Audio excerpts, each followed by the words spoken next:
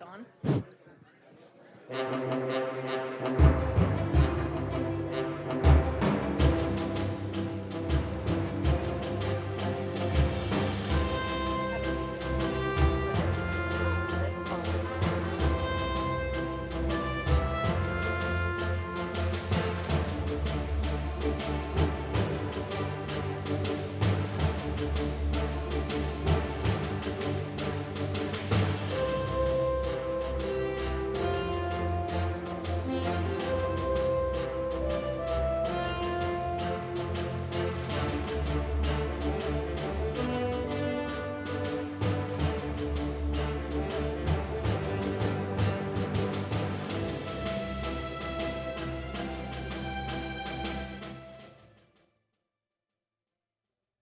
The council meeting. If you'd please stand, Councilman Pocock is going to lead us in the flag salute.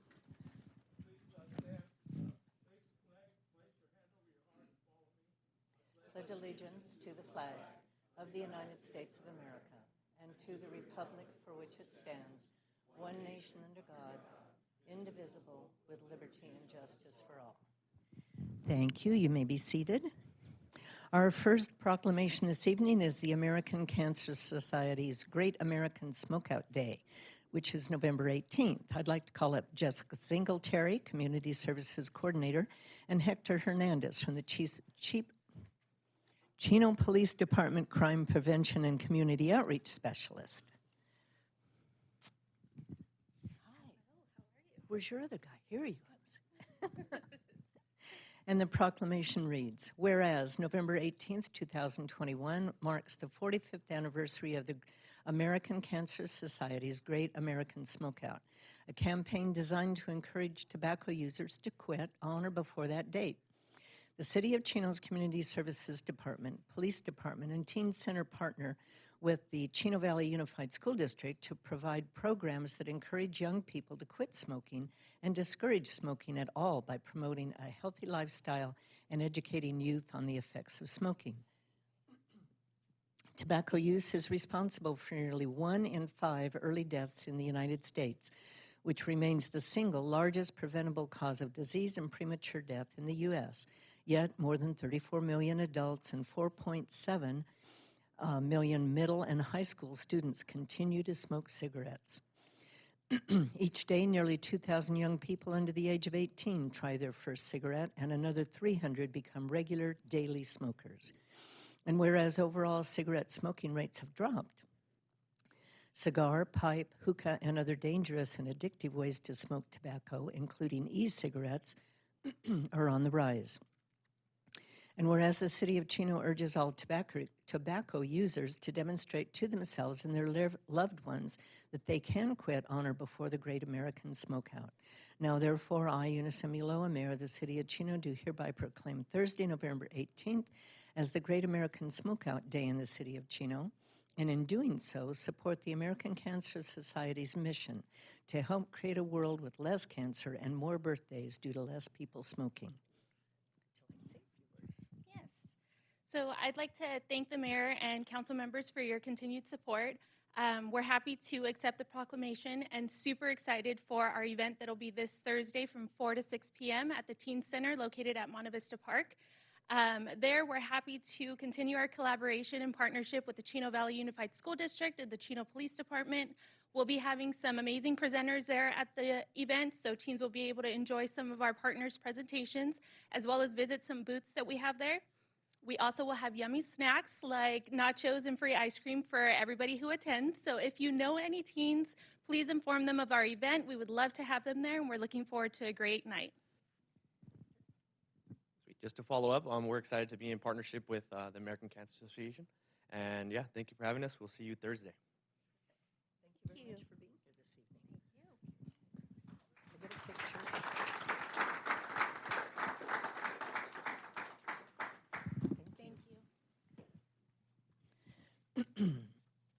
Okay, next we have our business of the month, November 2021. It takes all kinds of businesses to make a city a complete community, from restaurants to grocery stores to hair salons. However, having a hospital call your city home is one of those amenities that is truly a blessing. Often taken for granted, a quality healthcare facility in your community makes a significant difference in a city's quality of life. The ability to get medical services quickly provides a peace of mind to citizens. It does not matter if your visit is for an annual physical, a simple procedure, or a visit to the emergency room. Community hospitals are the cornerstone of healing and health. For the month of November, we would like to recognize Chino Valley Medical Center as our business of the month. I'd like to call up, the leaders of the Chino Valley Medical Center, CEO Perry Scarborough, and Chief Nursing Officer Cheryl Gilliott. Please join me up front.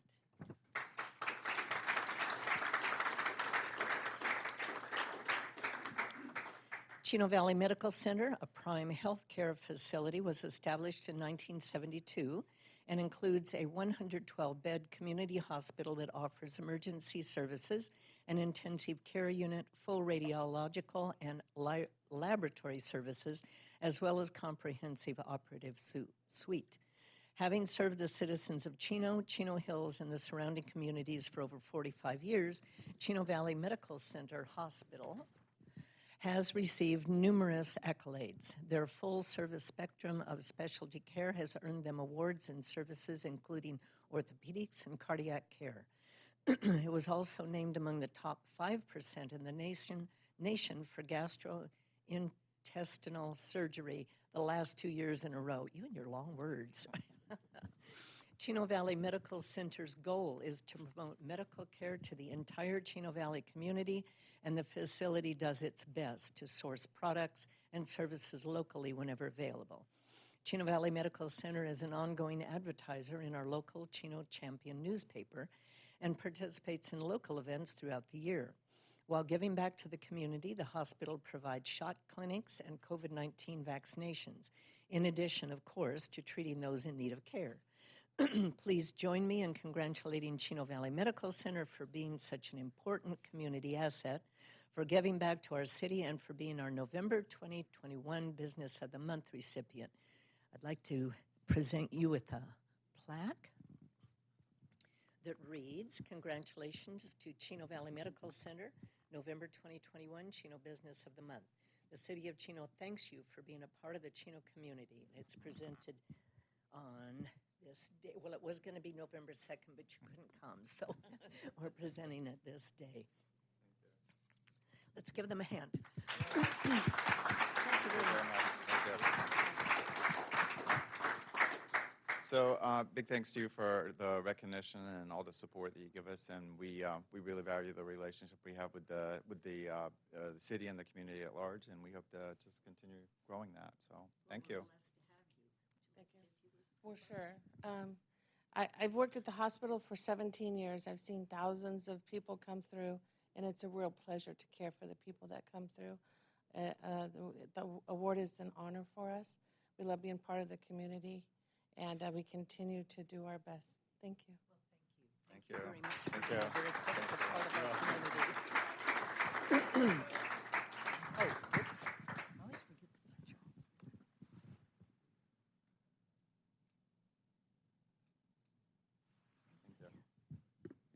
Okay, if you operate or know of a business in the community you would like to nominate for a future Business of the Month, please go to thecityofchino.org /business awards to make your nomination today.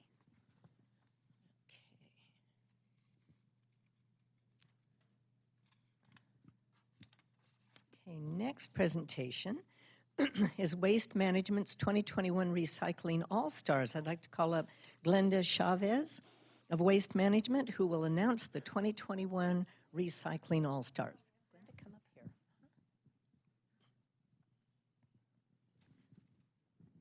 Thank you, Mayor, council members, city staff, and residents present and at home.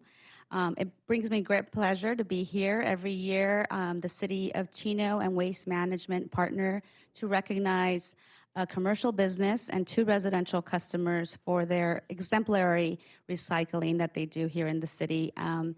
especially right now, as we all know, recycling programs are there, but they're not successful unless everyone plays their part, both the city, the hauler, and the participants. So I want to take a moment to really state that, because recycling is great, we all love it, but if we're not doing it right, it's not going to get us where we want to be. So thank you to the city for the great partnership that we have. I mean, I work closely with Jocelyn, and we're really proud of what we've accomplished.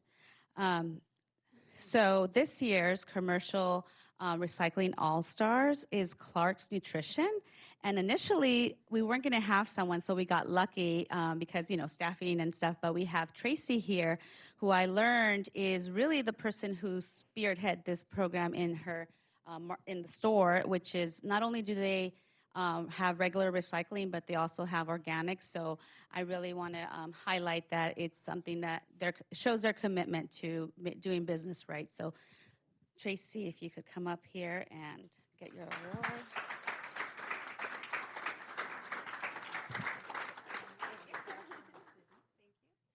Here you go.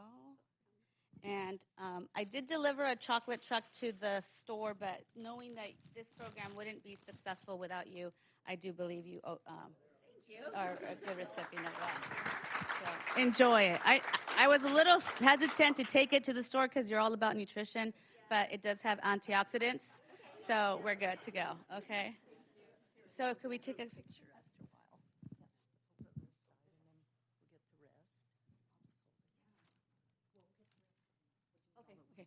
Well, I know for sure one of the families isn't going to be able to attend, but the other recipients are residential customers. And residential customers there's so many, and they play a big part in our success of our programs.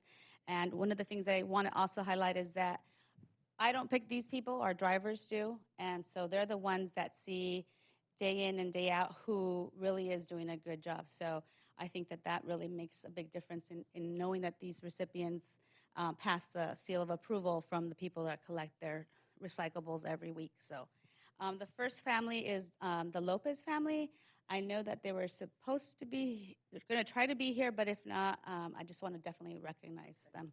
And then the other family is the Bow family, who also was selected as this year's recycling all-stars for the residential customers. And they'll be getting a chocolate truck too. Yeah. In the middle.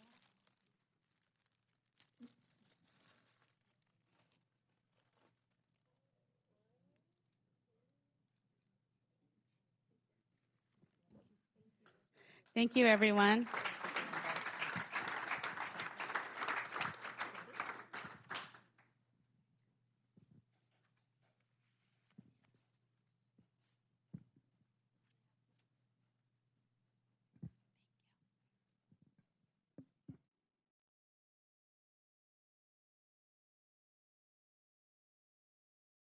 City Manager Ballantyne, do we have any agenda additions or revisions? Mayor, I have no changes to the agenda. Okay, thank you. In our packet this evening is the Economic Development Report for October 2021. I would encourage you all to access that online and read it. It's very interesting. Under public announcements, with the holiday season upon us, I want to take this time to briefly go over some of the exciting events that we have in store until the end of the year. First, on Saturday, December 4th, the City of Chino, in collaboration with Chino Valley YMCA, will be holding its 10th annual Reindeer Romp 5K. The annual Reindeer Romp is the first leg of the Chino Triple Crown and will begin at Ayala Park, located at 14225 Central Avenue, with a start time of 8 o'clock in the morning for the Kids Fun Run and 8:15 for the 5K.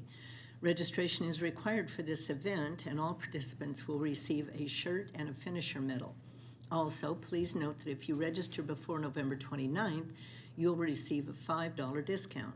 Lastly, there's also a virtual option as well. For more information, please call the Chino Valley YMCA at 909-597-7445. Then on December 7th, right here on the City Hall lawn, we'll be holding our annual tree lighting ceremony just before the council meeting. As usual, the tree lighting ceremony will begin at 6 p.m., where everyone can join the council as we flip the switch and welcome the holiday season here at Chino City Hall. Following the tree lighting ceremony, the City Council meeting will begin at 7 p.m. in the council chambers. For more information on the tree lighting ceremony and the council meeting, please call the admin department at 909-334-3304. And finally, on Saturday, December 11th, the city will be holding its annual Chino Youth Christmas Parade and Fair. The parade will begin at 9 a.m. and will start at the corner of Monte Vista Avenue and Riverside Drive. The parade will head east on Riverside Drive, turn south on Central Avenue, and finish at the corner of Central and Chino Avenues, right in front of the Chino Civic Center. Also beginning at 9 a.m. is our Christmas Fair.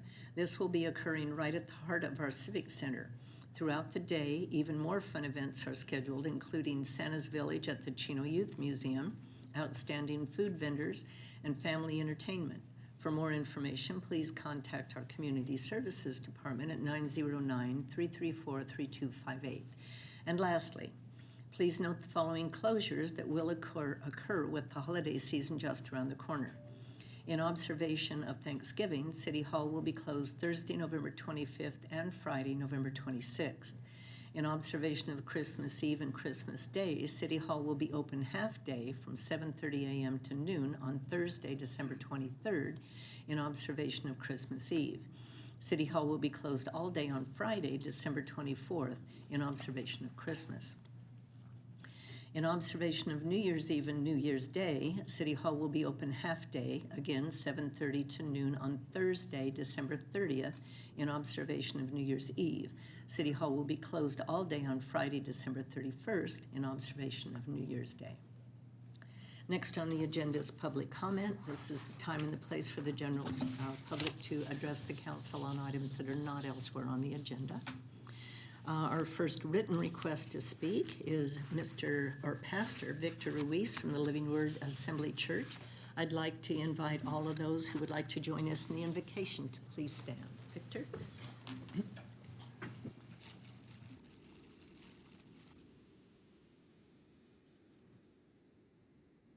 Opportunity to come and work together for the betterment of this community. We thank you for each and every one who is here today. And Father, during this Thanksgiving season, the hearts of our nation and our communities ponder the many blessings we have come to enjoy. Father, I pray that you would never allow us to focus so much on what is wrong that we forget the so many things that are right all around us. You have blessed us with supportive people who seek the welfare of your people, great servants of this community. I found them to have a heart for you and those they serve. And while we love serving, we don't like being mistreated as servants. Therefore, I pray that tonight our words and our comments would be seasoned with love and grace toward those who lead, who serve, and sacrifice so much for our community. I pray for Mayor Ulloa, Mayor Pro Tem Lucio, council members Comstock, Pocock, Flores, and those who serve the city of Chino, Chief Simmons, City Manager Ballantyne, and the many others dedicated servants of this city. I pray, Father, that you would bless them with health, with strength, and wisdom as they serve you and the wonderful constituents of Chino, the city that we love so much. We pray, Father, for their loved ones. Father, we also ask you, Lord, that you be with us in the midst of this meeting today. Let your presence be made known and lead this meeting today. Come and let your wisdom fall upon us during this time. Give us clarity so that we can effectively tackle each part of today's agenda. Reveal problem areas and show us the best solutions that will apply. Point our eyes to every positive outcome since our last meeting, and let these favorable results and developments encourage every heart in this room. Thank you, Father, for we know that you are always here with us. We're not alone, here to support us, to guide us. And Father, we thank you for that, and we praise you, and we pray in Jesus' name. Amen. Amen. Thank you, Victor.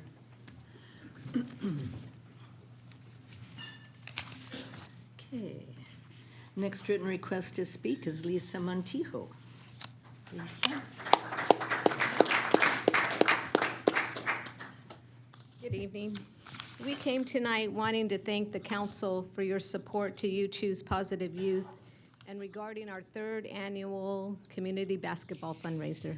with Chino PD versus SoCal Heat basketball. It was an awesome night.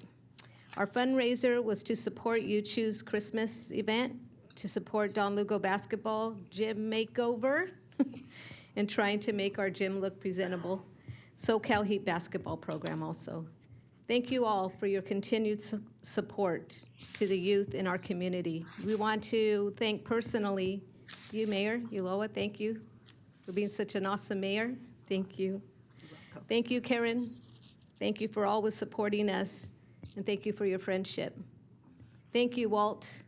We appreciate you. You're one of our #1 supporters. Thank you for always having us on your mind. Thank you, Chris Flores, for your support and having the mindset to uplift your district and the community youth in our city. And we especially want to thank you, Matt.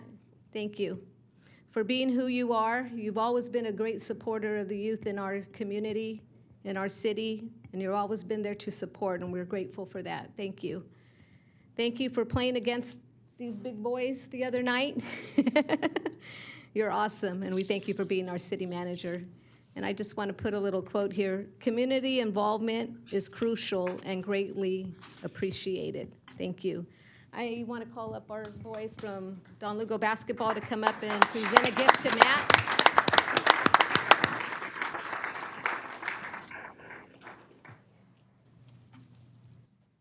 So if you can present this picture to our city manager, maybe he could hang it on his wall for a little bit. Oh, that's pretty cool. Was that the team that night, Lisa? This was some of them, yes. Oh, in the picture, yes. Matt, hold it so the camera can get it. If we can, well, let's see. Can they see it? Oh, barely. Oh, that's nice. Thank you. So let's see, Matt, a lot of these young men are taller than you are. How did you do? So maybe Matt in the front and Okay. you two, Ms. Montiel. Oh, did Chris play? Let's get the team. Oh, Chris. Go down with him. Go down with him.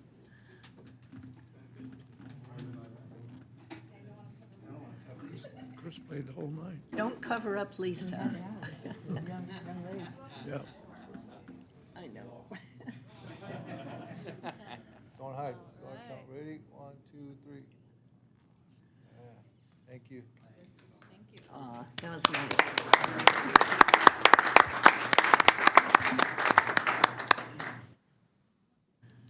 How nice. Thank you for coming this evening. Unfortunately, I didn't find out about it until afterwards, but I understand that it was a great game and a lot of fun.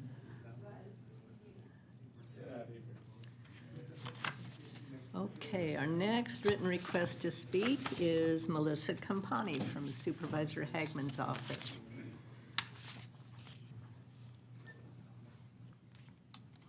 Well, good evening, Mayor, council members, staff, and of course our residents. My name is Melissa Campani, and I am here representing your supervisor, Kurt Hagman, who's asked me to invite you all and all of our Chino residents to his holiday open house, which will be taking place, well, pretty quick. The holidays are upon us, and it's Thanksgiving, and then right afterwards we start in with the, the Christmas season. So please come join Supervisor Hagman for appetizers and holiday cheer on December the 2nd. The festivities will be located at the Chino Hills Civic Center downstairs. They have a lovely lobby area where we will be gathered, and the address is 14000 City Center Drive, and that is in Chino Hills. December the 2nd, which is a Thursday, from 5:30 to 7:30 p.m. I do have a phone number for you for questions. It's area code 909-465-5265. We do, however, request if you're attending to please RSVP for us so we can have a number for food. We don't want to run out of that good stuff. And of course, the event is totally free, no charge. But the RSVP is to supervisorhagman.eventbrite, EVENTBRITE.com. And we also encourage you to follow Supervisor Hagman and receive his emails and Facebook. And he's also on Instagram. We've got a lot of good events coming up that we'll save to announce next time. But just to let you know, the shredding event, which is so popular, is going to be nearby in January. So stay tuned for that. Alrighty, thank you. Those are the only written requests to speak I have. Is there anyone else in the audience? Yes, sir. Come on up. Thank you very much. My name is Michael Sherman. I'm on Monte Vista Avenue. The only reason I'm here tonight really is to petition the city council to amend city code as in regards to animals like chickens. We're allowed right now to only have 3 based on certain zoning and property size limits. I contend that it should be based on individuals' merits as far as the property land use or land management that they have there at their own property. Reusing the waste, keeping the cents down, as opposed to just blanket everyone the same. When people can do a good job keeping the waste and noise and everything down. That's pretty much it. I'd like to have that looked at least. Oh, we can have our staff consider and, Okay. and So look at these. I have 7 right now. I'm under the purview of code enforcement, trying to work on a solution to get down to 3 and relocating a coop, which my neighbors have no problem with. So it's kind of What's the size of your frustrating. property? It's frustrating. 7,200 square feet. Okay. The house is 1,700 square feet. Okay, all right. So- I'm sure that our staff can look at it and consider. Okay, Okay, thanks. thank you very much. Anyone else in the audience would like to address the council on anything that's not on the agenda? Okay, seeing none, we will move on to our consent calendar. Do any council members wish to have any items pulled? Okay, then I would entertain a motion. Motion from Councilperson Comstock, second from Councilperson Flores. And the consent calendar passes unanimously. Under new business, item number 14, introduction of ordinance number 2021-014, adding chapter 8.18 to the Chino Municipal Code, specific regulations for organics waste disposal reduction, recycling, and solid waste collection. This is to introduce the ordinance amending Title 8, Health and Safety, by adding new Chapter 8.18, specific regulations for organic waste disposal reduction, recycling, and solid waste collection. Our staff report this evening will be provided by Jocelyn Blakely, our project coordinator. Jocelyn? Thank you. Good evening, Mayor Ulloa and members of the City Council, staff, and residents. The item before you is an ordinance for organics recycling known as Senate Bill 1383. Senate Bill 1383 was signed into law September 19th, 2016 by the California Department of Resource Recycling and Recovery, known as CalRecycle, directing public agencies to reduce organic waste disposal by 75% and increase edible food recovery by 20% by the year 2025. SB 1383 is the most significant waste reduction mandate to be adopted in California in the last 30 years. SB 1383 builds on Assembly Bill 1826, which went into effect on April 1st, 2016. AB 1826 currently requires any business generating 2 or more cubic yards of commercial solid waste per week in multifamily complexes with 5 or more units to recycle their organic waste. Under 1826, multifamily complexes are only required to recycle landscape debris as their organic waste. Tonight's proposed ordinance of the Chino Municipal Code implements compliance and enforcement measures required by SB 1383, which will take effect in a staggered fashion from January 1st, 2022 through January 1st, 2025. Between January 2022 and December 2023, the city will need to identify regulated entities in violation and provide educational materials with the goal of ensuring every generator has an opportunity to comply before city enforcement comes into effect in 2024. After January 2024, jurisdictions must take progressive enforcement against organic waste generators that are not in compliance. The progressive approach allows for notifications to the generator and provides time for the generator to comply before penalties are required to be issued by the city. When the city determines a violation has occurred, it is required to, at minimum, issue a notice of violation within 60 days of determining that the violation exists. The city may then commence an enforcement action to impose penalties by issuing an administrative citation and fine, or as appropriate to remedy the problem. The city will be responsible for implementing the following practices to maintain compliance with SB 1383. We would have to adopt an ordinance, which is before you tonight, to inspect and enforce compliance with SB 1383, provide organic waste collection services to all residents and businesses, establish an edible food recovery program for local food generators, conduct annual education and outreach to all generators, procure certain levels of recovered organic waste products such as compost, mulch, electricity from anaerobic digestion, and renewable natural gas, and also maintain records for SB 1383 compliance for annual reporting requirements to CalRecycle. This concludes my presentation, and I will be happy to respond to any questions that you may have regarding this. Thank you, Jocelyn. For the public's benefit, would you define a generator in just plain English? Basically, it's a processor of compost. So, Okay, but this ordinance is going to apply to the homeowner? yes, to any homeowner or any business, I'm sorry, yes. Okay, any homeowner, any business that generates any kind of food waste, correct? Yes. So instead of putting food waste into the green waste container, there's going to be an alternative that we apparently will introduce to the public? That will be the alternative. So currently, green waste will go, like the plant debris, things like that, into the green waste container. So with this, you will also be able to put food waste there too. Okay. Yeah, so in other words, if, normally like your banana peels and all that stuff, people just throw in the trash. Right. And what we're encouraging folks to do now is you're gonna be putting that in your green waste, and our hauler will be processing that, but the goal is to recycle the green waste material. When I say recycle, meaning taking that product and processing it so that we can use it for like renewable energy or something like that. It's my understanding that when you compost, you cannot include meat products, oils and stuff like that. So I think there's going to have to be a lot of public education when it comes to enforcing this particular ordinance. This is going to be challenging. Yes, and that's a huge part of it is the outreach and education component, because it is something that's so new.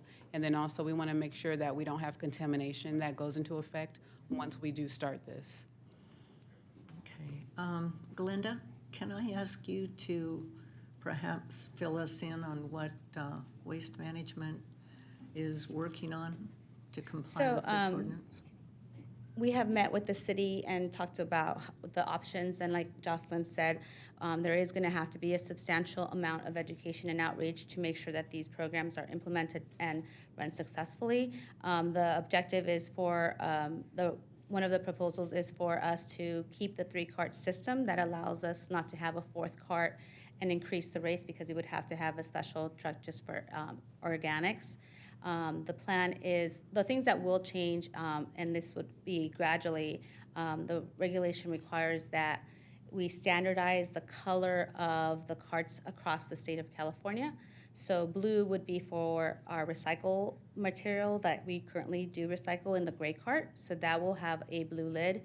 And then the green waste will have a green lid, but it will no longer just be called green waste. It will be considered organic waste. So, because like Jocelyn said, it would have our current green waste, but also it would have the organic material that we're generating both at home and our businesses. Obviously, in the business level, it will be a different service.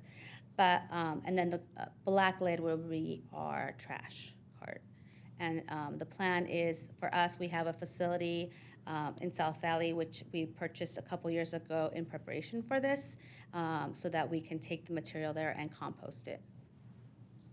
And then the composted material will that be offered back to the public for purchase or? Some cities do, part of the regulations is that if you utilize compost, and I know the city does already give compost giveaways and stuff like that, but the material that we could continue to provide that service for the residents to meet the diversion, increase the diversion requirements. This is going to be challenging. Thank you, Glenda. Comments from council members or questions? Yes, Chris. In terms of cost, what does that look like for our residents, and how soon would our residents expect any additional costs, if there are any, in the future? So in terms of cost, we have not broken it down by each resident. We're still talking about that with staff and then also waste management. It would not be immediately. Obviously, this will go into effect, the ordinance, as of January 1st. There would not be a new cost by then. We do want to make sure we do the outreach and education to make sure we have all the components together.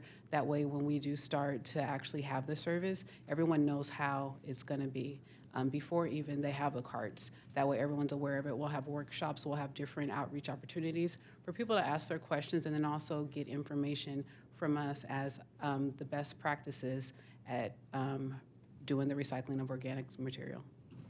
The only thing I would add is that we just need to evaluate that, and if there is any requirement or that we increase that, we would have to do a 218, which the public would be able to engage in that process. And just a comment, in terms of outreach, if we could have our Spanish community, I just don't want them being left out, particularly here in the downtown area. So in terms of outreach, if whatever material is let out in the English, I would request or ask that it's also let out in Spanish form. That's all. Yes, definitely. Actually, for the regulation does require that the information be provided in different languages. So I appreciate you bringing that up. That is correct. Okay, any other questions or comments? Walt? Are you expecting an increase in staff to handle this project? I mean, once it gets rolling and to manage it? Hopefully not. This is, I think, part of the reason why first of all, we got the state mandate that was given to us, and we've been kind of ramping up this process. I think, the way it typically starts is we really seek voluntary compliance. We hope that folks will participate and engage in this process. That will help keep our costs down. It also help us keep the rates down because we don't have to hire additional staff. But as we move through this and we get through, particularly by 2025, where everything needs to be implemented, there may be a possibility based on our performance overall and our diversion rate.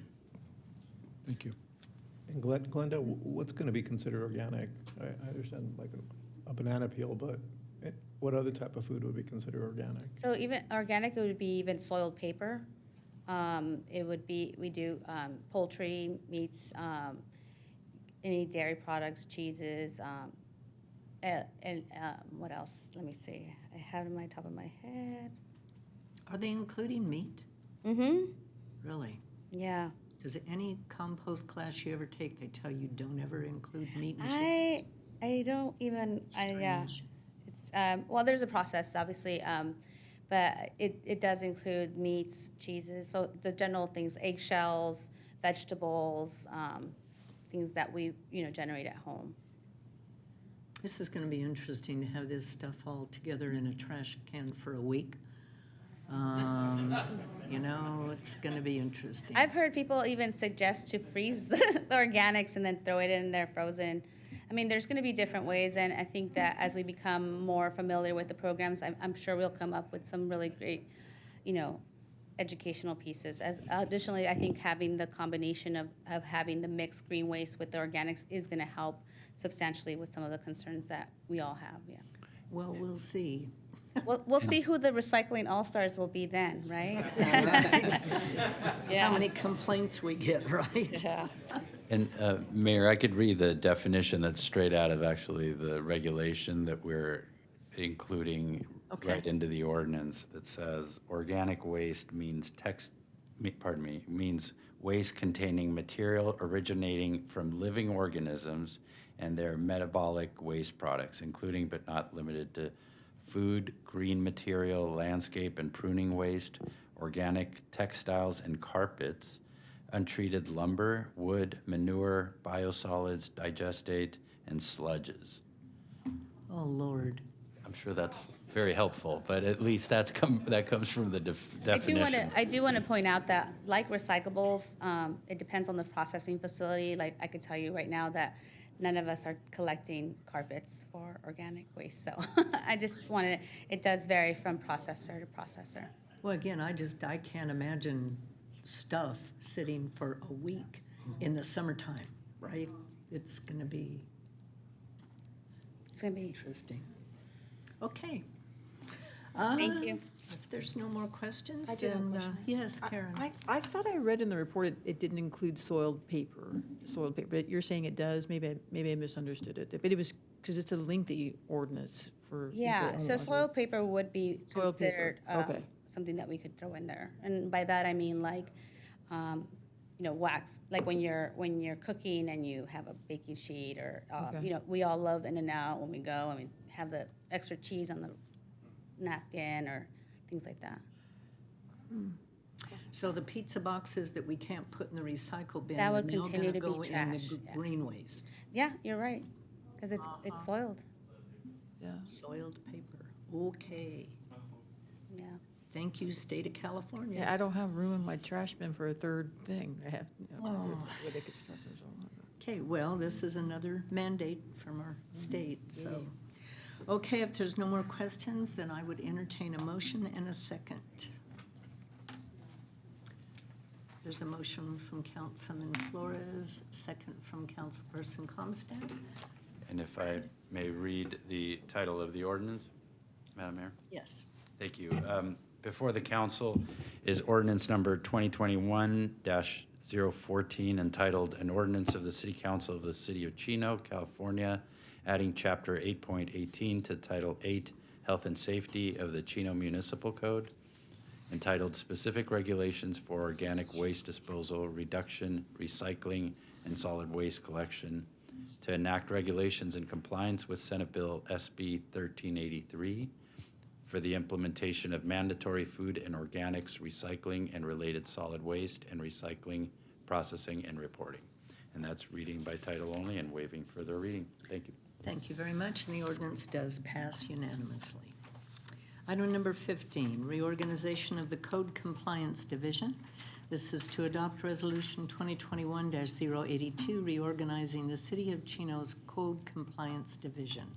Staff report this evening will be provided by our Deputy Director of Development Services, Mr. Michael Haru.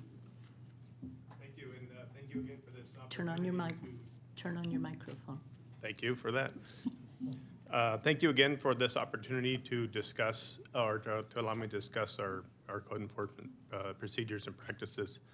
As you know, on November 2nd, the city conducted a workshop to review and discuss the current code enforcement program. During the workshop, we discussed several aspects of code enforcement. Some of the items discussed were like policies, procedures, types of violations, number of cases, number of inspections we performed, and kind of the growth of the city over the last 10 years, and then maybe some possible needs as we look towards the future. I'd like to take a few minutes to revisit some of the information and some of the slides that we looked at during the workshop. So on this slide right here, we're looking at a snapshot of the 2019 and 2020 activity. As you can see, we've had almost 3,500 cases. Of those cases, we only had to really kind of get serious with 32 of them. Being serious meaning taking them to legal situation, addressing them with the prosecuting attorney. With that, there are obviously attorney fees. With that, we ask or we collect those attorney fees through what we call a cost recovery program. Some of the things that we have to do to encourage people to comply is issue citations. It's not what we really like to do, but sometimes they need a little bit of a, like I said, encouragement to comply with the municipal code. So we have an administration citation process. With that, we issued 331 in those 2 years. And with the citations issued, we collected just a little over $100,000.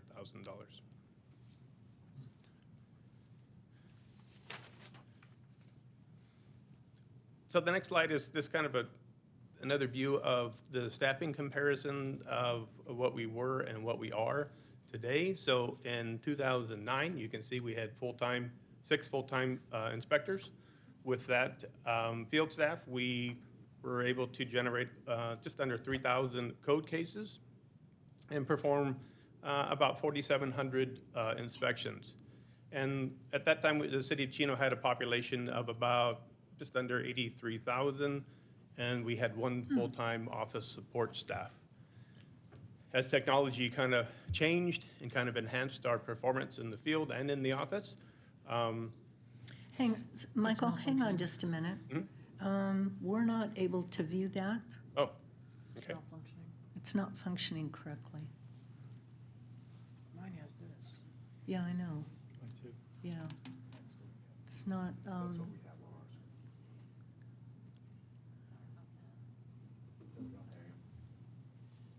Would you like me to start over, or we? no, pick just up from hang here? on, Okay. see, because we can't really see that from here. And for some reason, there it is, okay. Hit broadcast and it'll come in. Thank you, Michael, go ahead. Is there any questions so far with the slides that you weren't able to view? Okay. So as we were talking about, so this is kind of just showing a staff comparison from 2009 to 2019. In 2009, you can see we had 6 full-time inspectors in the field, generated just under 3,000 cases. We conducted about, almost 4,700 inspections with a population of about 82,000. That's with one full-time office staff for support. With technology and our software and just the ability to kind of do more with less, we are currently doing about almost a little over 17,000 inspections with 4 full-time code officers, and we're generating just about 2,100 cases, and with the increased population of over 10,000, with again 1 full-time office staff.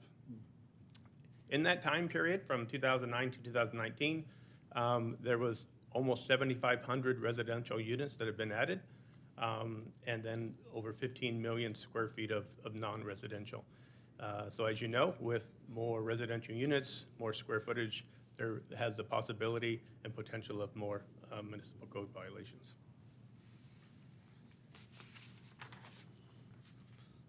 So during the workshop, we had a couple different options to let the council review and have them, answer some questions and things like that. This is the option that the council had decided for us to revisit. That's why I'm here tonight. So what we're looking at is 2 new full-time code compliant inspectors, 1 new part-time code compliant inspector, which would focus on the weekends for that kind of special activity, and then to kind of reclassify some of the office staff to help support this additional workload generated by the field staff. So we anticipate that we would probably be able to do a little over 1,000 code cases with this additional staff, which would equal out to about just under 9,000 inspections.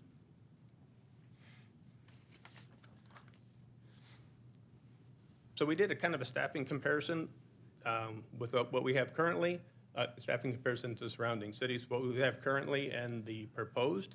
So as you can see, on the current, we're a little maybe kind of below average. The ratio is kind of like a one code staff member to about 17,000 residents. With this proposed increase in staff, we would be looking for we're looking at maybe 1 code member to just under 12,000, which kind of puts us kind of in the ballpark of the rest of the areas.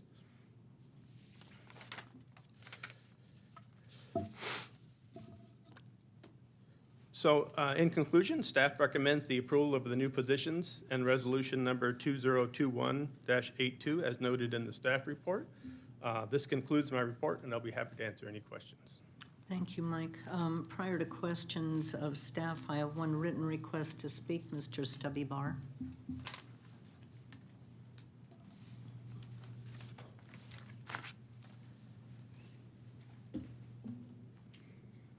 Good evening again, Council.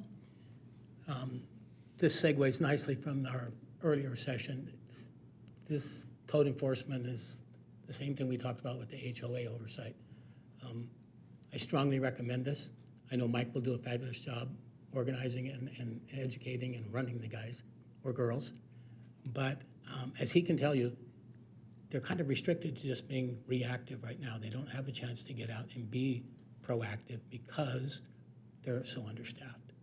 I think this is a great first step, but just like we talked about on the community services and parks, it's probably going to need augmented staff to be really and truly effective within the near future. So please approve this and we can get started. Thank you.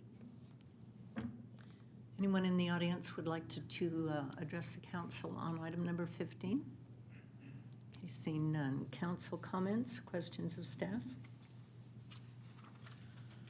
The only comment I have is I think this is a long time coming.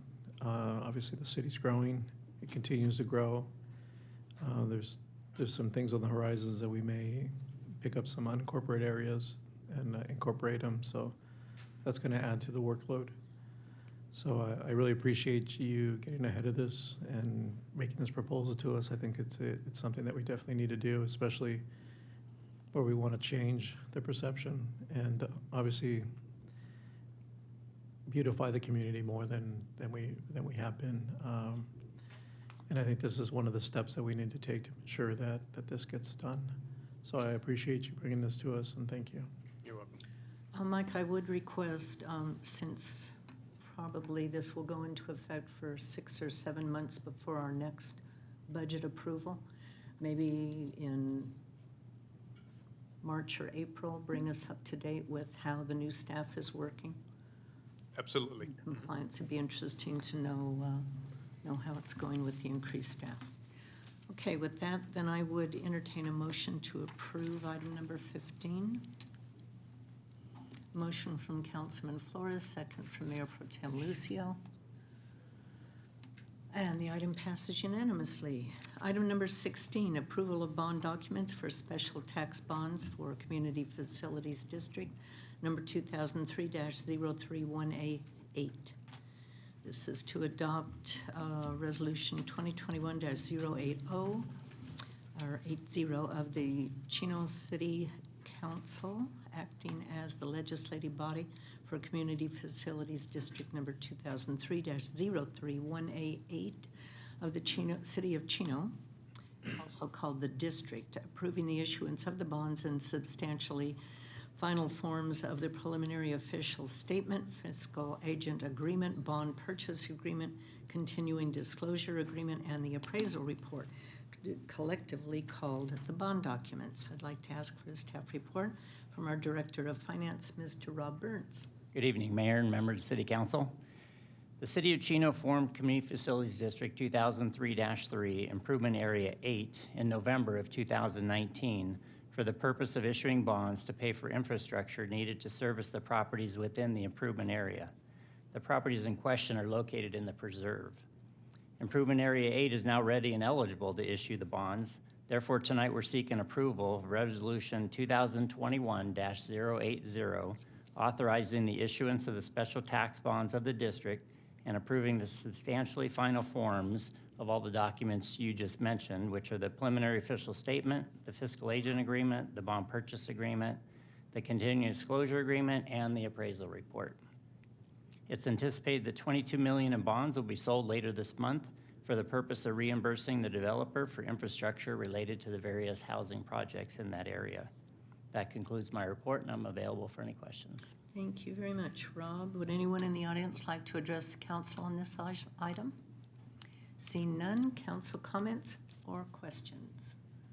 Okay, then I would entertain a motion, please, for item number 16. Motion from Mayor Pro Tem Lucio, second from Councilman Flores. And the item passes unanimously. Item number 17, acceptance of grant funding, creation of CIP project, and award of professional services agreement for G7204, local roadway safety plan. This is to adopt resolution number 2021-084 accepting grant funding, creating a grant project, and awarding a professional services contract for development of a local roadway safety plan. Staff report this evening will be provided by our Transportation Manager, Mr. Dennis Rawls. Good evening, Mayor and City Council. Tonight before you are a series of actions being requested by staff for the development of a local roadway safety plan. And if you'll forgive me, I'm going to go through a bit of the staff report because a lot of information is contained in there. The federal regulations require each state to have a strategic highway safety plan to reduce traffic accident fatalities and serious injuries using a data-driven approach. In California, a local roadway safety plan can address local traffic incidents unique to each jurisdiction while still contributing to overall statewide goals. Beginning in April of 2022, the California Transportation Commission will require each local agency to have a local road safety plan as a requirement for eligibility for future highway safety improvement program funding. These programs aim to use the 4 E's of traffic safety: engineering, enforcement, education, and emergency services to reduce traffic incidents. To assist each agency with creating a local roadway safety plan, the state of California authorized $72,000 towards every agency in grant funding, where local agencies would match $8,000 for a total of $80,000 for the creation of this plan. The local roadway safety plan will review historical traffic collision data, develop a prioritized list of locations involving fatalities and serious injuries, and identify countermeasures to improve traffic safety at each location. Input from stakeholders, including the community at large, public agencies, the public safety community, the Traffic Advisory Committee, and others will be solicited in determining the prioritization of locations. The local roadway safety plan will be a living document requiring periodic review and updating to evolve with time. Future highway safety improvement program grant applications to the state will use the local roadway safety plan to assist in scoping traffic safety improvement projects. The local roadway safety plan will be used to demonstrate a defined need for improvements and actions to contribute to the statewide goal. As such, the local roadway safety plan will align its goals with the state while still addressing local areas of concern.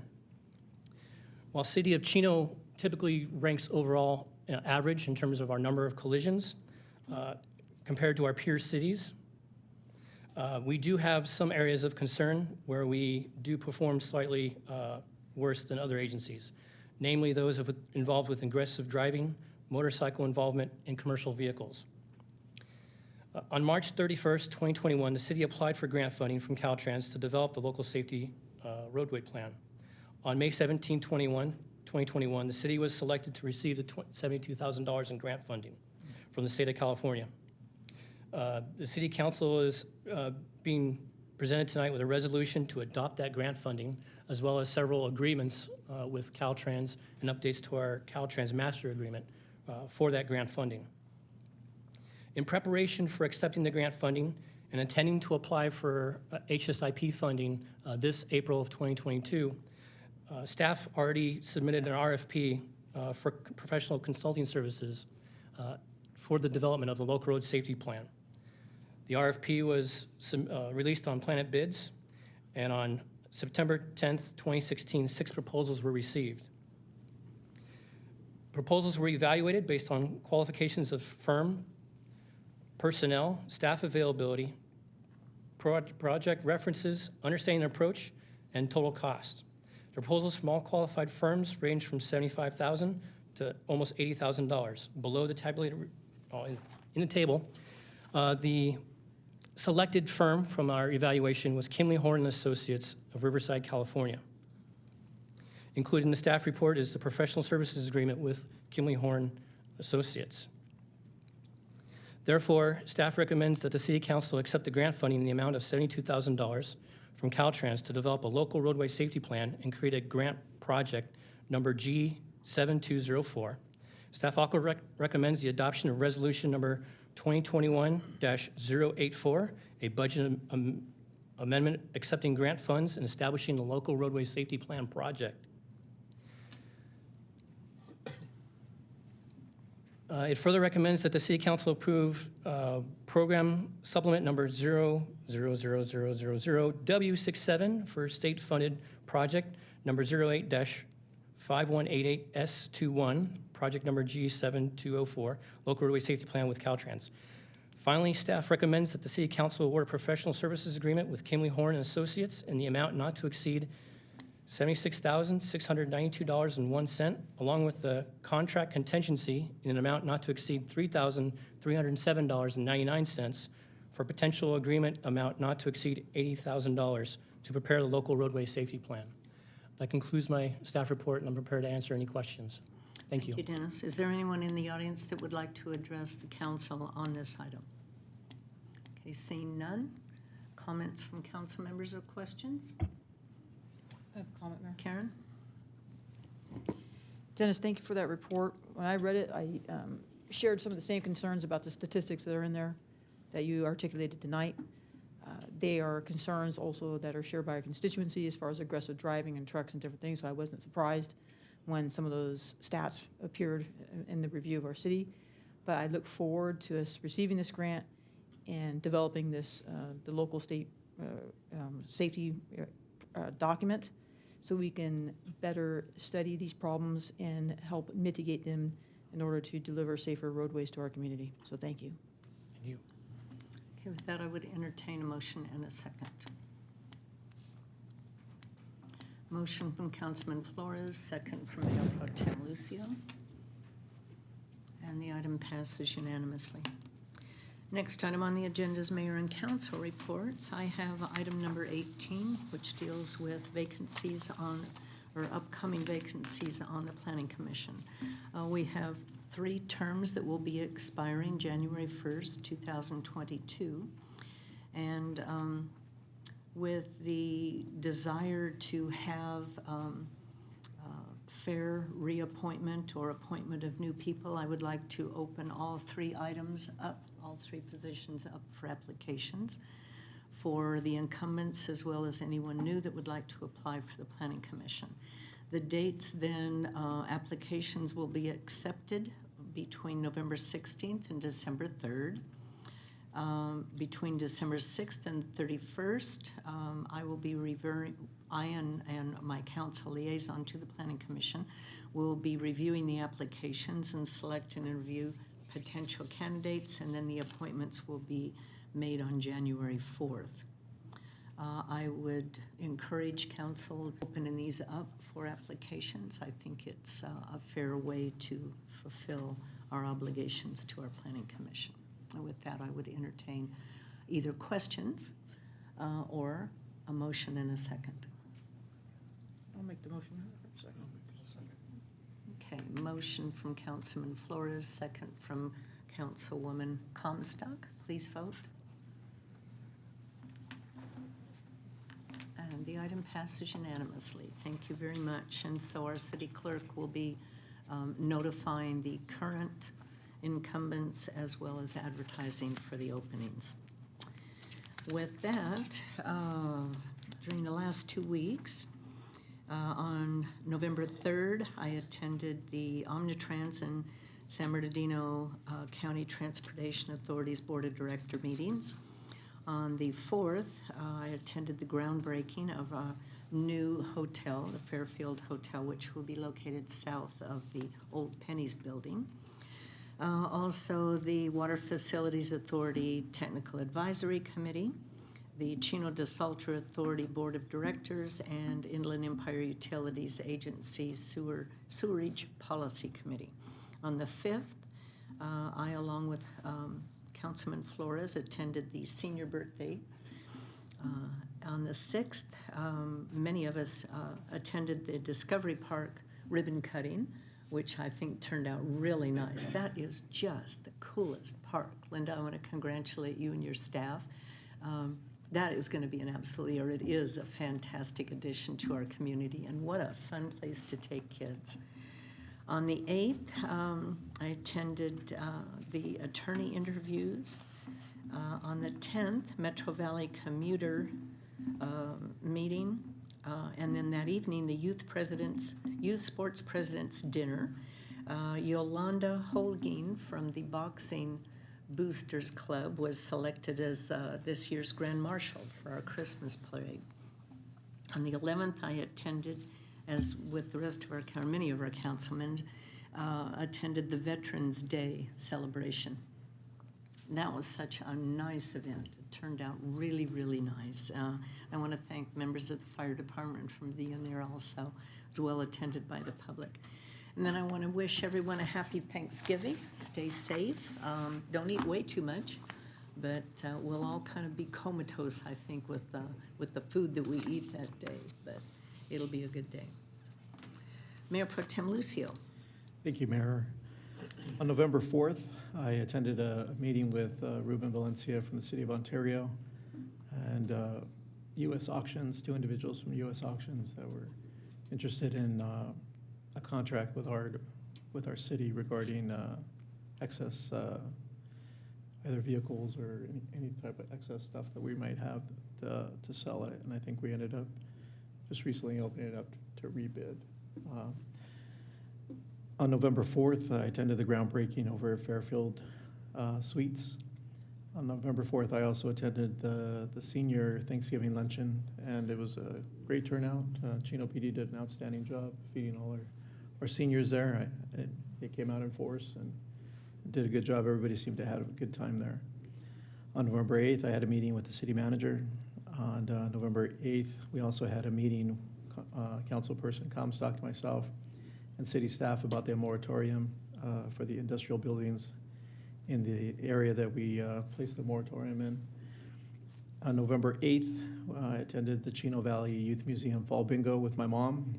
It was a good turnout. We didn't win, but again, Chino PD showed up and they barbecued for us. So thank you again for supporting the organizations here in the city.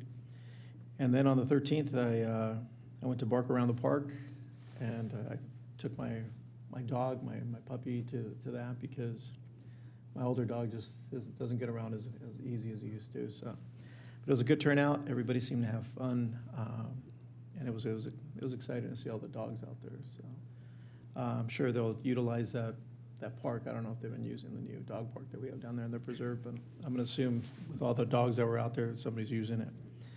On November 15th, I attended another meeting with the city manager. Again, later that afternoon, we attended a meeting with Councilmember Ruben Valencia from Ontario and the city manager, Ochoa, from Ontario, regarding getting together and I guess bringing Ontario, Chino, possibly Eastvale, Chino Hills, and working on some of these projects, such as Euclid Avenue and maybe the 71 freeway, but trying to get some dialogue going with some of these other cities to try to put something together to get these roadways up, and especially now with the new infrastructure money that is coming in, that maybe we can tap into some of that to get some of our roads completed. And I just want to wish everybody a happy Thanksgiving. Enjoy your extended weekend if you do get the extended weekend. Enjoy it with your family. My daughter's coming in from out of town. My sister's coming in from out of town, so we'll be hosting at our house. So hopefully all of you get to celebrate it with your family. We're looking forward to having everybody together under one roof. So I'm hoping that all you have the same thing and just have a blessed holiday season. That's it. Councilmember Comstock. Thank you, Mayor. On October 3rd, I attended the Chino Valley Unified School District Measure G Bond Oversight Meeting. There's not too much new here to report on this issue. Basically, the board received an update and staff provided some updates with the process on the bond improvements. On October 4th, I attended the groundbreaking ceremony for the Fairfield Inns and Suites that's been covered here earlier. It was nice to meet the new leadership team and the owners of that new beautiful property they're bringing to our community. Later that same day, I attended the Chino Valley Unified School Board meeting at Don Lugo High School. Once again, there was a very, very large turnout of parent constituency, and they discussed several things, but the big issue is still the vaccine mandates for the students. On October 6th, I attended the grand opening ceremony for Discovery Park. That is a really neat community park, as has been mentioned here tonight. The playground equipment is like no other park that I know of to date in the city. It was so nice. I was on anti-duty for the majority of this past week. I also took my niece and my nephews down there, and they enjoyed it. So, and the park was packed. There was a lot of people out there enjoying it. I did mention to Dr. Wright that they probably need to do a reset of some of the lights out there It doesn't look like they've made the adjustment for the change of the nightfall, the day time change, yes, but it's nice. On October 8th, I participated in the interview panel at City Hall along with the mayor to discuss an attorney selection. Later on the 8th, I met with the Mayor Pro Tem Lucio and staff to discuss the progress and receive an update on the infrastructure moratorium that's also been covered here. On October 10th, I was not able to attend office hours down the preserve because I was attending the retirement ceremony for Chief Shelley Vanderveen from the Claremont Police Department. Shelley and our childhood friends, we played soccer together. I saw a lot of good friends there that night. It was at the Padua Hills Theater. I'd never been up there. It's a beautiful Padua Theater, and it was nice. That's a nice facility. It was a good turnout for her, and I just wish her the best in retirement. And also my congratulations to the incoming chief for Claremont, Aaron Fate. On October 11th, I attended the Veterans Day event that's been covered here at the community building, and our staff did do a great job, so thank you to our entire staff for coordinating that. It was also an honor to hear the veteran speak and give his testimonial. On Friday night, October 12th, I attended the basketball game along with members from the Chino Police Department they were here earlier from Southern California Heat. Richard and Lisa Montijo do so much with You Choose. As you know, that's a diversion program. It's very successful. They're very, very committed to it. So that was an awesome turnout. But there was Don Lugo cheerleaders that were there. The city manager played, and so did Chris Flores. I think they probably still are using a lot of ice and perhaps have been gay to this day. Not you. Yeah, our very own Community Services Commissioner, Neil Jerry, was there, announcing. He did a great job. Also, one of our former police service officers, Rodrigo Beloso, was there DJing, having the music and the cheerleaders there. It gave it just a great vibe. And as you know, Rodrigo is now a teacher at Don Lugo High School. And Neil, you did a great job that night as well, so thanks. Again, it was a really fun night, and it's just been fun to see that program be so successful in our community, not just You Choose, but also the basketball program. And then on October 15th, Mayor Pro Tem Lucio and I and the city manager had lunch with retired Chino Valley Unified School District Superintendent Wayne Joseph. It was nice to catch up with Wayne, see how he's doing, and he's always good to give some good advice from. He's a very intelligent man, very kind man, and still cares deeply about this community, so it was nice to see him. How's he doing? He's doing well.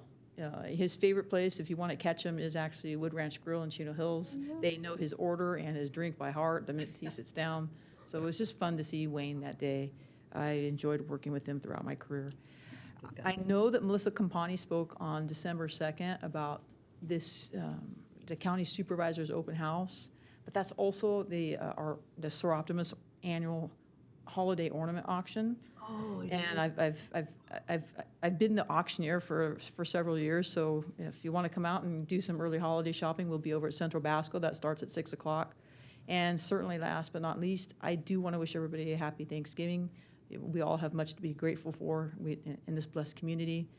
But also, if you know a family that needs food or wants to come for a sit-down meal, I know I'm going to leave somebody out on this, but there is a collaboration of very, very generous people in this community through American Car Wash, Boys Republic, Fraga Realty, the City of Chino, You Choose. There are several good groups of people who are coming together.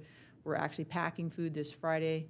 We're going to be hosting a sit-down meal on Sunday, the 21st.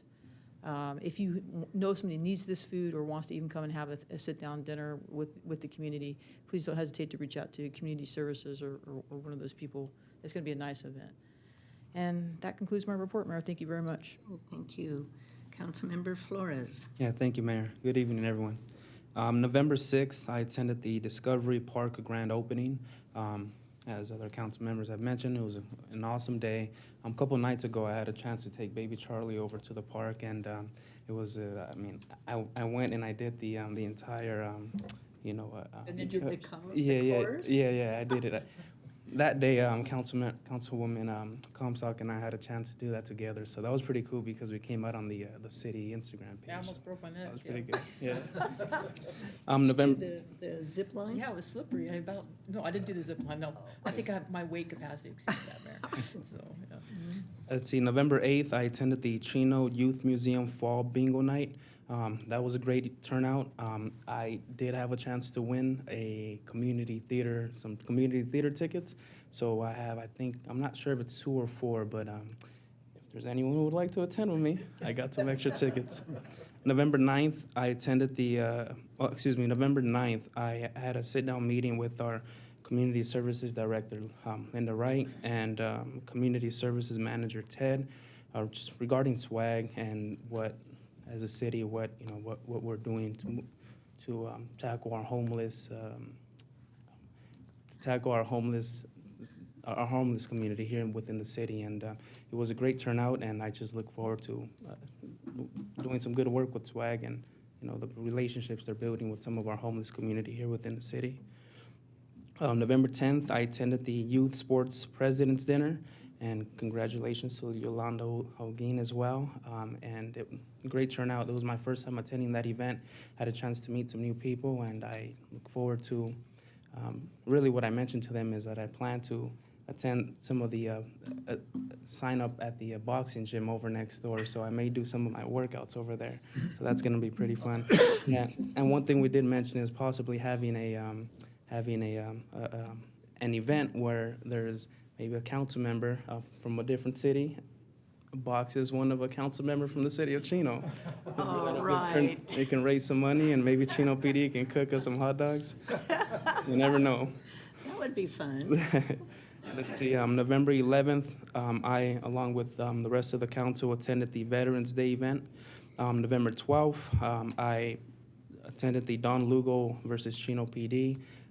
Shout out to YouTubes and all the great work that they're doing out there as well. And I didn't need any Bengay. I mean, I know some other people on our staff may have needed it, but I'm perfectly okay. November 13th, I attended the Bark Around Ayala Park. I don't have a dog, but I attended because I understand here in the city of Chino, we have a great love for our animals, particularly our dogs, and it was a great turnout. I had a chance to see, there was a costume contest, so that was like the highlight of my day, because I don't typically see dogs in costumes, but that was pretty good. That was pretty fun. November 14th, I met with the resident over on Walnut Avenue. We're in discussion regarding couple residents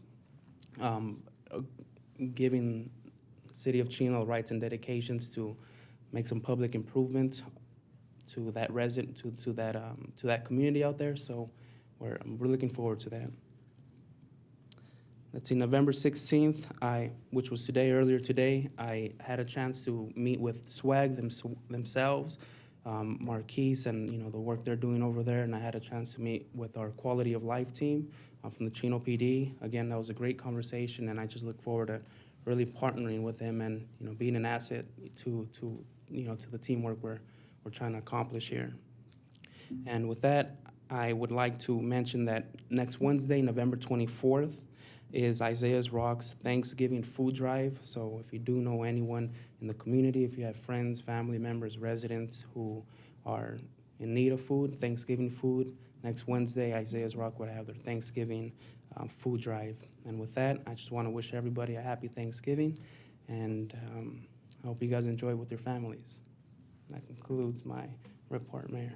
No Bengay, huh? No Bengay. No. Does he even know what Bengay is, Mayor? He probably doesn't know what Bengay is. Do you know what Bengay is? I do, and I also know what my Wheaties are. And Very good. Councilmember Pocock. Okay, thank you. On November 4th, I attended the Fairfield Inn and Suites groundbreaking down just south of the old Penny's building, and looking forward to that. It's going to be a really nice inn for us. And then after that, I joined with the mayor and Mayor Pro Tem the Senior Center Thanksgiving Luncheon, which was jam-packed and served by the police department. Thank you. And on the 5th, I guess I'm the only one that went to Kiwanis Bunko. I didn't win anything, by the way. On the 9th, I attended Coffee with the Cop, and that was a great event. Wes, you had quite a big team there, and there was a lot of residents there asking questions and getting information, and young lady, young police officer tried to recruit me to be a police officer, so she's on the job, I'll tell you. And then the 12th, I attended the You Choose basketball game, and kudos to the You Choose group, Lisa and her husband, and our team, the Chino team, played well, played very well, played their hearts out, and actually they were leading up until the last 3 minutes. But did you see the size of these kids that were in here now? I mean, well, unfortunately, they got you by just a couple points, but you guys did a great job. And then 13th, Bark Around the Park, took my little dog over there. It was well attended. A lot of dog-related booths, and CHP was there with their big dog, and they demonstrated their dog, and that was really, I wouldn't want to get on the bad side of that dog. And yesterday, the 15th, I attended the Chamber of Commerce Board of Directors meeting by Zoom. And I also would like to wish everyone a happy Thanksgiving and enjoy the day with your family and friends and give thanks. Thank you. You're welcome. City Manager Ballantyne. Yes, thank you, Council. I think the council did a great job of covering the basketball game. Again, Neil Jerry did a phenomenal job of being the voice out there on the court. But I really want to recognize also the Police Officers Association. They worked in conjunction with Lisa and Richard. And if you take a look at that photo, a majority of the individuals there are representatives from our Police Officers Association. I thought they did a phenomenal job. It was very competitive to the point where I had to kind of step out and step away while the younger officers kind of took on these kids. And it wasn't probably about 2 or 3 years ago when the Police Officers Association played with them. They were much shorter then. But kudos to the Police Officers Association. You don't see that in every city. And we're very fortunate to have them. So that Well, the concludes whole my report. partnership between the police department and You Choose, too. You know, the backpack giveaways and all of that kind of stuff. We have a very special community. And Bengay, did you use Bengay? I was cramping up, so I was eating a lot of bananas afterwards. Bananas. Oh. City Attorney Galante. No report, just want to wish everyone a happy Thanksgiving. Thank you. Thank you. Chief of Police Simmons. Thank you, Mayor. I wanted to share with you and the rest of the council and our community that we ended up raising $6,150 last month for our Pink Patch project that's going to go to Loma Linda Cancer Center. So thank you to the community who supported us, bought pink patches and T-shirts. It was a great event. Dennis talked a little bit about the aggressive drivers that we're seeing, and I wanted to mention that in this past year, 2020, 2021, we increased our traffic citations by almost 10%. Wrote almost 720 more tickets past 12 months than the 12 months before that. And we have seen a decrease of about 18% in our injury traffic collisions, so we are seeing an impact there. But we are seeing an increase in DUIs. And so this Friday, we will be doing another DUI checkpoint. So I'm not going to tell you where, but it will be in the city of Chino between 6 and midnight. So if you're going to drink, don't drive, especially as we get into the holiday season. We tend to see more of that happening. So that's all I have, unless you have any questions for me. No? Does anybody have any questions? I think one. Walt does. Wes, did you win any money at the Bunko game? I did not win any money. Okay, well, join me. I think the Kiwanis members were nixed out of it. Thank you. Thank you, Wes. Chief Williams. Did you just groan? Getting there. I'm Do you use creeping. Bengay? Yeah, I might need some, or some bananas. Some bananas. Mayor Ulloa, council, staff, residents, good evening. Just want to touch base on a couple things. We're just really happy to announce that we do have our third ambulance is in our district. I'm also happy to announce that we really do believe in collaboration. And today, myself and Deputy Chief Cook and some of the other chief officers with our meeting at our dispatch center today, we were able to take the very first ambulance that we bought. It's a little bit older, it's a little bit tired, but we were able to actually loan it to Apple Valley for them to help meet their same needs that they have as we have here. We're a very, very blessed community, as we discuss at all these meetings, and so we want to just make sure that we extend out. And the reality is that we could have residents of Chino driving through that area to go to the river or go to the Vegas, and so we want to make sure that we're equipped and help where we can. So we're very, very blessed and appreciative of our boards allowing me to participate in that way. I'd also like to mention another community member has survived with no neurological deficits from the strong work of our fire personnel. That brings to date the 27th member in our fire district that has walked out of the hospital thriving as they were before they went in following a cardiac arrest. It's phenomenal work, and I just think we'd be remiss if we didn't continue to make mention. The other important part about that is that we want to continue to encourage the community to engage, not be afraid of the AEDs. If they're out there and you see one, do not be afraid of it. They'll walk you right through it once you turn it on. So it's a hands-on CPR and AEDs that get started from the community members that help us do the rest of our work. So it really is a collaboration. And so thank you for those community members that step up and have the courage to come forward and help. Dave, could I ask something? And I know this is spur of the moment, so Sure. I hope the council backs me. Would your members be willing to do a short demonstration before our next council meeting on how to use an AED? 100%. Because I think, with the upcoming holidays and people overeating and the stress of the holidays and stuff, maybe it would be a good thing for people to see. Absolutely. Have We'll that make at sure the that. beginning of the council meeting. Yep. Thank you. You're welcome. Anybody object to that? I think it's a great idea. Thank you. Okay, let's see here. This morning, the ISMA Board of Directors approved the assistance by hire agreement that we have between our organization and AMR. So we can now officially state that we have a paramedic ambulance. It's no longer this alternate transport vehicle in the case of Chino. And it's, again, all the hard work that's been put out there and the collaboration. For the month of October, your fire district responded to 848 medical aids and transported 359 of those on those ambulances that we have. So they're being used. As far as events go, I just wanted to let the community know that our administration office is closed on November 24th, Thursday, November 24th, and Friday the 25th. Also want to make sure that everybody's aware that on December 1st, we have our annual senior delivery event at the Chino City Center, and we'll be there serving meals at that location. Our annual Stuff the Boot event at Chino Spectrum is coming up, and also December 15th, our Make a Child Smile. And those are the upcoming events we'd like to encourage everybody to participate in. One last thing, the districting of the fire district, again, because we do cover both jurisdictions, if there are any residents that are interested in having input tomorrow evening at our board meeting, we invite the community to come out and provide your input as to how you think that the districting should be presented and have public outreach for tomorrow's evening's meeting. Now, your Make a Child Smile is the 15th, Correct. but you're taking donations, right?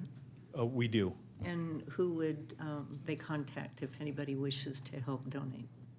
So most of the fire stations will have, so if we're talking like a toy, all of the fire stations will have a box that you can stop by any fire station and make a donation at whatever fire station is convenient to your house, and they will put it in that box, and in turn we gather them at some point and take them out. Okay. And then as far as the Make a Child Smile, that's the event over at Walmart where the childhood kids get bussed in, and in collaboration with law enforcement, we walk with those families and help them shop for their families.